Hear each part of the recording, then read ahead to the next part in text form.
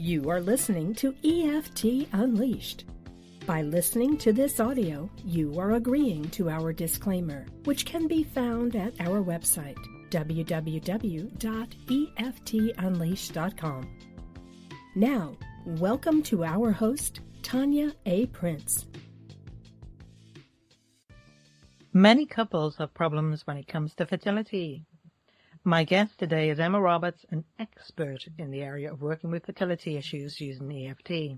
She's also an EFT Founding Master and International Trainer of EFT. So, welcome, Emma. Hi, Tania. So, Emma, what led you to wanting to work with fertility issues? Well, I sort of fell into it slightly by mistake. I was working at a GP's practice near where I live in Wandsworth, southwest London, which is known as being Nappy Valley. So there are lots of parents, lots of young children, a lot of people trying to conceive. And the doctor's practice that I was working with kind of had a reputation for working with fertility issues. And so I would get sent all the people who had no organic cause. There was no obvious reason as to why they couldn't conceive. And, the thinking was, well, possibly maybe this is emotional, psychological, whatever. It was a fascinating area to work with, and I was lucky enough to see, many dozens of couples, both together and separately as well. I worked with men and with the women, and really, a huge amount of experience in a very short space of time. This is about 15 years ago now, I suppose. And ever since then, I've kind of been attached to fertility clinic in London. So many clients, well, often who are just having problems conceiving, but there's no reason for it. Nobody can find any reason. I work along IVF support as well. That's what brought me to it, really. And it's a really interesting and rewarding area to work in. I can imagine, really. So, maybe you have some success stories you can share with us? I've got lots of success stories, but the thing about it is you can never pin down to say it is just EFT, although sometimes, because people are trying everything. People try diet, exercise, and all sorts of things. My gut feeling is that EFT often is the thing that makes the difference. It's also one of the things that people can use themselves, which I think is highly valuable to empower themselves. I've got many stories, but one that comes to mind particularly was a girl. She was quite young, actually. She was in her early 30s, desperately trying to become pregnant with her first baby, and nothing was happening. And we met and went through basically her history to start off with, and it turned out she had an extremely traumatic history, not her personally, but her sister had been caught up in troubles in the Far East, Middle East actually, and had been held hostage. And this lady had witnessed her mother's distress at this. And it seemed that her unconscious had kind of made a vow, like, I will never go through what my mum's gone through now. It's just not safe to be a mother. And it took a bit of time, a couple of sessions, I think, 2 or 3 sessions to actually get to this point. But when I kind of introduced it just as a sort of try this out, see how this feels intuitively. And she goes, well, that's it, isn't it? She says. Mm-hmm. And anyway, we tapped on that, and it cleared, and that involved tapping through all the different traumas, witnessing her mother, remembering what happened to the sister, and all different pieces there. And she went and often got pregnant, and it was all fine. Now, I can't say hand on heart that was the work that we did, but I think it has to be. You're talking about vows there, and the immense power of a vow that, literally holding this in place, isn't it, really? Absolutely. I think a vow is a kind of super turbocharged belief, if you like. So a kind of a belief, but even more solid. It's a decision we make at certain points, and it's like 99% of the time they're unconscious. Although, to get to that, I was listening, asking the right questions, which is always very important, and listening and picking up things intuitively through her unconscious communication, which led me to that. I didn't land it on her. She kind of told me that was what had happened without actually telling me in those exact words. But, safety comes up so many times. It's very big. safe to be a mother, safe to have children, relationships with one's own mother, safety around childbirth, all sorts of things, all sorts of ways. So thank you for sharing that story. It's a very powerful one. I think, if people listening to this, they maybe resonate with that kind of thing. Maybe if we're observing others and the impact it has on us. You hear so many stories, don't you, about childbirth? People only tell you the bad stories. I was going to say all the good ones last. Yes, Tania, there are good ones. And I think the good ones very much are when there's an absence of fear. Yeah.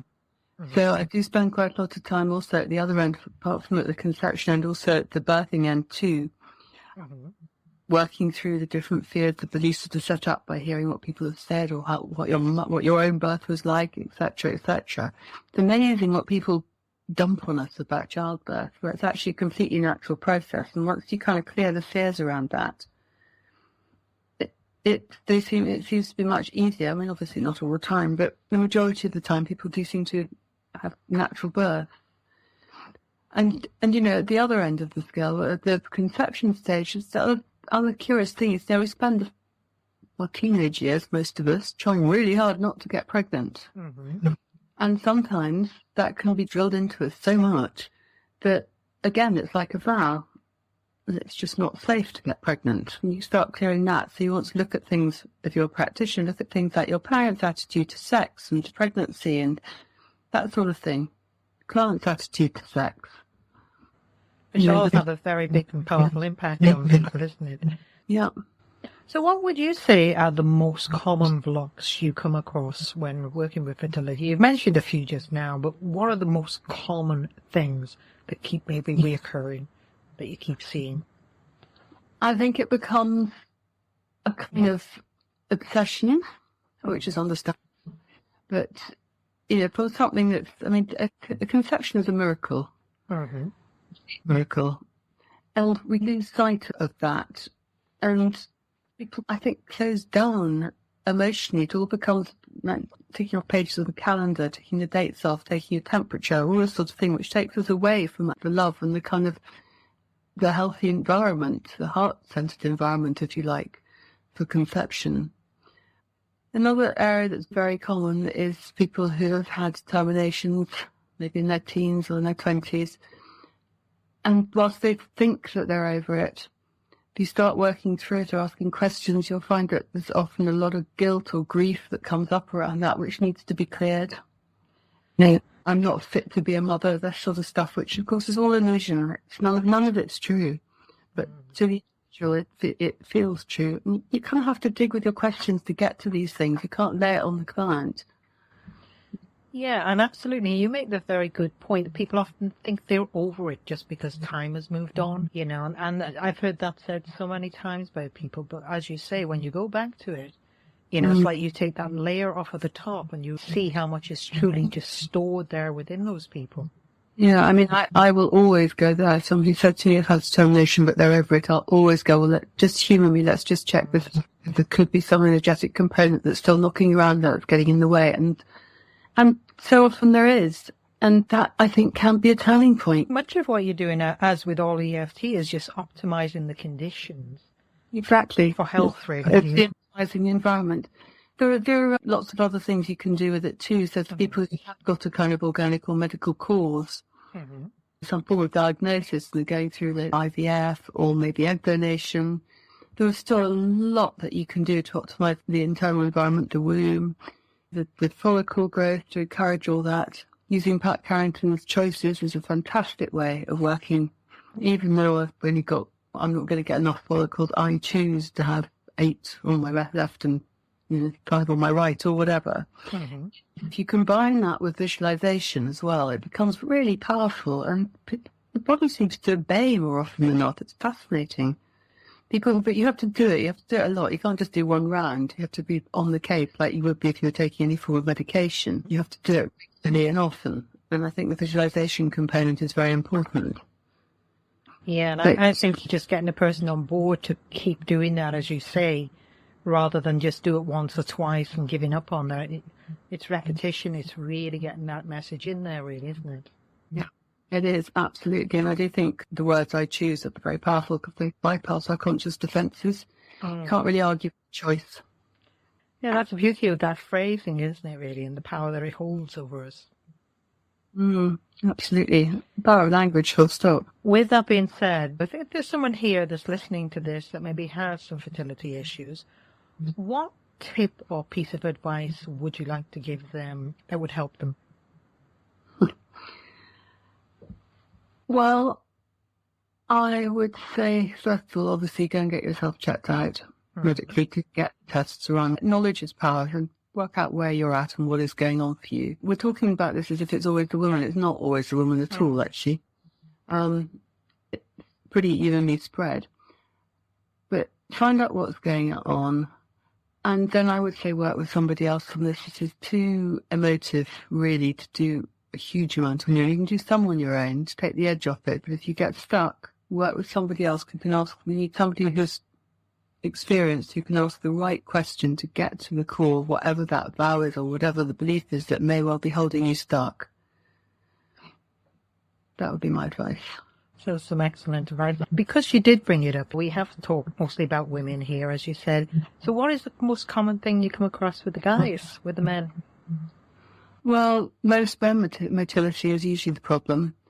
And bizarrely, you can tap on that with the choices again, and people do seem to get results. There's also lifestyle changes that may need to happen. Simple things like not putting your mobile phone in your jeans pocket seems to change the sperm count. I mean, very basic things, but also smoking, alcohol, that sort of thing. And with pressure to have sex, to the timetable. That instantly puts a lot of stress on a person, doesn't it, when there's a I have to involved? Exactly. It really does. And relationships can suffer through this too. So you want to have an awareness. In an ideal world, you want to see the couple separately and then see them together as well. Because you want to build a nurturing, loving environment for an embryo to come into, for a baby to be born into as well. You want to help them create that. And that often gets lost when you're going through fertility treatment, because it's all about tests and similarities and becomes a science rather than a loving active love. Yeah. Well, thank you very much for sharing that. And thank you for sharing that success story as well. So, Emma, how will people be able to get in contact with you if they want to find you out there? Okay, well, my website is theeftcenter.com, spelled the English way, center, CENTRE.com. And my email is theeftcenter@gmail.com. So feel free to email me there or the contact form on the website, which will help as well. So thank you very much for coming on my show today, and thank you to everyone for listening as well. And thank you for inviting me. Bye-bye. Bye. You have been listening to Tania A. Prince on EFT Unleashed. To find out more about EFT or this or past shows, visit our website, www.eftunleashed.com. Thank you for listening.